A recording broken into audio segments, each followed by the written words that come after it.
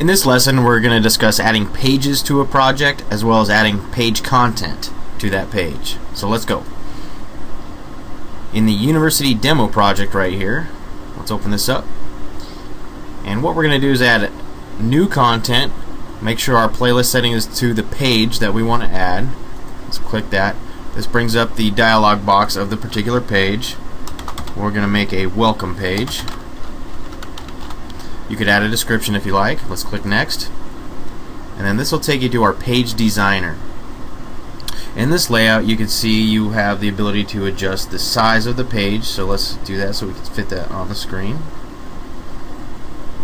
Next, we're going to want to add a background to this page. Over here we have the library when you upload content. We discussed the library in a different lesson. So let's go to our university demo folder. Let's go to our backgrounds folder, and then here you'll see the list of backgrounds available for us to use.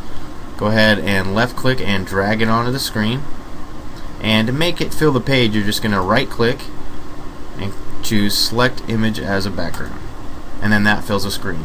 You could also go up here and use the background controls to enlarge it as well.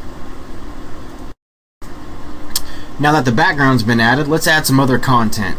In general, there are two types of content: static content and dynamic content. Static content is background images and text, where dynamic content is videos and motion graphics. So let's start by adding a few images. I'm going to come back to the library here and go to my graphics folder and drag out some college students image right here. Scale it up using the handles. Okay, that looks pretty good. Next, I'm going to insert some text by coming up to our text tool, dragging that on the screen, making a rectangle. And what pops up is our rich text editor. Rich text means you can adjust the text font, its size, as well as its color. So let's type "Welcome back, students," and then we'll hit OK. Next, you can see that there's a drop shadow on here. From here you could come up to the top bar and adjust its drop shadow properties. You have drop shadow length, alpha value, the angle, and then the strength. I kind of like to turn these down a little.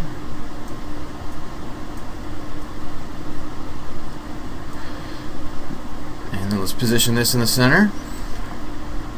And just let's make a note that you could add as many images onto the page as you like and position them anywhere you like as well. You can do the same thing with text objects. Just bring in a text object, put it right here, and let's just type "parking permits required," and we'll probably need to make that a little smaller, so we need to highlight it to adjust it. And then we'll hit OK there, and just to kind of adjust this a little bit and turn down the drop shadow, and then there you go. Again, you can add as many text objects or image objects as you on the screen as you need. And that's all there is to adding pages to a project as well as inserting page content. So be sure to review the lesson that covers the page designer itself. Thank you.